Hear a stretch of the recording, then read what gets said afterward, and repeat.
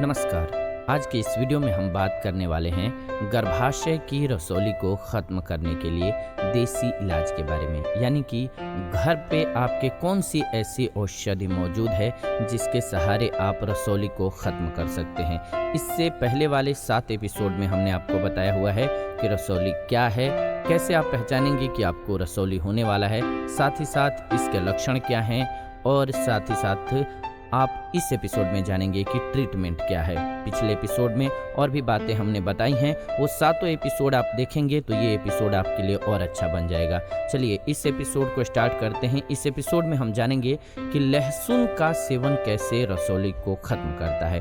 कई औषधियाँ हम आपको बताएंगे, एक एक करके सारी औषधियों के साथ हम बात इसलिए कर रहे हैं कि हर औषधि हर किसी के लिए अच्छा नहीं होता है। तो इसीलिए लहसुन के गुण क्या हैं और नुकसान क्या है, यानी कि आपको रसौली है लेकिन साथ ही साथ कौन सी बीमारी है या क्या स्थिति है तो आपको लहसुन का सेवन नहीं करना होगा, ये समझना भी बहुत ज़रूरी है। तो इसीलिए हम एक एक चीज़ों को ही लेकर के आ रहे हैं। तो इस एपिसोड में हम पूर्णतः बात करेंगे लहसुन के बारे में कि रसौली को ख़त्म करने में ये कैसे मदद करता है और किसे इसका सेवन नहीं करना चाहिए। तो सबसे पहले तो ये जानते हैं हम सभी कि लहसुन का सेवन क्यों करना चाहिए, किसी को भी क्यों ये इतना फायदेमंद है। लहसुन इसलिए फायदेमंद है, रसौली में ही नहीं, आपके शरीर के कई बीमारियों को ख़त्म करेगा। आयुर्वेदिक औषधियों का ये खास गुण होता है कि आप कोई भी बीमारी हो उसको ख़त्म करने के लिए एक औषधि लेंगे तो वो शरीर के अन्य बीमारियों को भी ख़त्म करता है। चूँकि लहसुन में एलिकिन नाम का औषधीय तत्व पाया जाता है,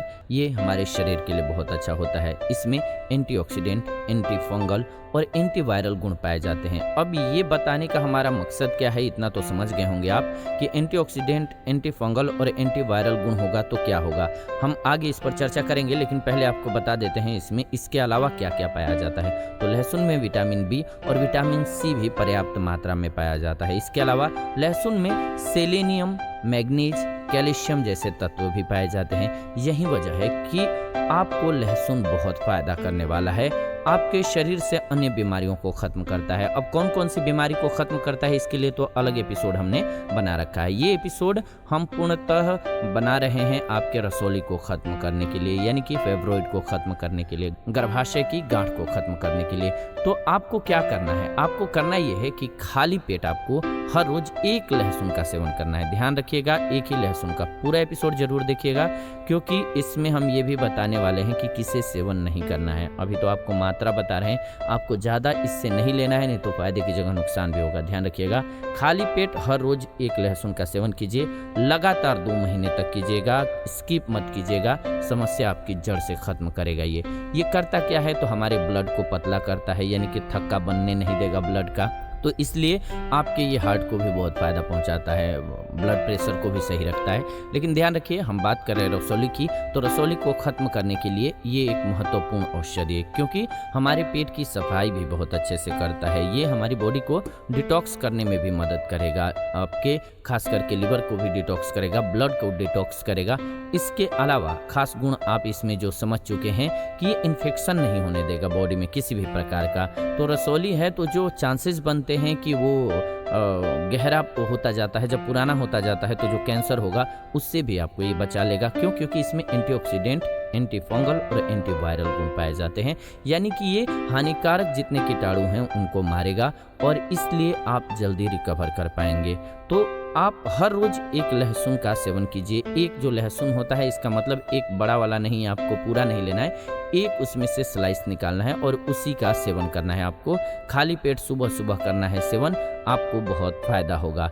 अब सवाल ये है कि लहसुन गुणकारी तो है और खास करके इसके साथ अगर आप प्राणायाम करेंगे, कपालभाति प्राणायाम, तो ये महा औषधि की तरह से कार्य करने लगेगा। बहुत जल्दी आपकी रसौली खत्म होगी। लेकिन लहसुन का उपयोग किसे नहीं करना है ये समझना भी बहुत ज़रूरी है। आपको रसौली को ख़त्म करना है, ये अच्छी बात है, हम आपको और औषधियाँ बताएंगे। अगर आपके लिए लहसुन सही नहीं है तो सेवन मत कीजिएगा। किस स्थिति में मत कीजिएगा, आइए अब ये समझ लेते हैं कि इसके नुकसान क्या क्या होते हैं, किनको इसका सेवन नहीं करना चाहिए। तो लहसुन का आप अगर ज़्यादा उपयोग करने लगेंगे, खाने में उपयोग कीजिएगा और एक लहसुन मात्र सुबह सुबह, तो ये मात्रा अच्छी है। अगर आप ज़्यादा करेंगे, सोचेंगे कि जल्दी ठीक हो जाएंगे, तो क्या होगा, ब्लोटिंग होगा, पेट फूलने लगेगा, पेट में गैस बनेगी, पेट आपका खराब हो सकता है, सांस से बदबू आने लगेगी, शरीर भी गंध देने लगेगा और पाचन संबंधी समस्या आपको परेशान करने लगेगी। तो इसीलिए ज़्यादा मात्रा में सेवन नहीं करना है। एक लेना है आपको कच्चा लहसुन सुबह सुबह खाली पेट, और दिन में आप खाने में जो बना हुआ है वो नॉर्मली ले सकते हैं, उससे कोई दिक्कत नहीं होगी। ये एक स्कंदरोधी औषधि है। जी हाँ, इसी रूप में ये कार्य करता है। तो इससे होगा क्या, हमने आपको बताया कि ब्लड ये पतला करेगा आपका। तो अगर आपको किसी भी तरह की दवा दी जा रही है जो कि ब्लड को पतला करने के लिए होती है, तब आप इसका इस्तेमाल मत कीजिएगा, नहीं तो ये उसको इफेक्टेड करेगा। खास करके अगर आपकी सर्जरी होने वाली है किसी भी प्रकार की, तब आपको लहसुन का सेवन नहीं करना चाहिए। ये ब्लड को पतला करेगा, ये ध्यान रखिएगा। लहसुन का सेवन करने से आपके शरीर और मुंह से दुर्गंध आ सकती है। लहसुन के पूरक या फिर सप्लीमेंट का सेवन गर्भवती महिलाओं को नहीं करना चाहिए। लहसुन आप डायरेक्ट लेते हैं थोड़ा तो ठीक भी है, लेकिन कच्चा मत लीजिएगा अगर गर्भवती हैं तो। और खास करके आप सप्लीमेंट इसका कभी मत लीजिएगा या इसका कुछ दूसरा चीज। लहसुन warfarin, antiplatelet, saquinavir, anti hypertensive, calcium channel blocker और एंटीबायोटिक दवाओं के प्रभाव में हस्तक्षेप कर सकता है। तो इसलिए लहसुन का सेवन करने से पहले आपको डॉक्टर के परामर्श की आवश्यकता हो जाती है। लेकिन ध्यान रखिएगा, अगर आप नॉर्मली सिर्फ रसौली से परेशान हैं और आपकी बॉडी में और कोई प्रॉब्लम नहीं है, आपको सर्जरी वगैरह आपकी नहीं होनी है, तो आप एक लहसुन सुबह सुबह कच्चा खाइए, आपके लिए बेस्ट औषधि के रूप में कार्य करेगा।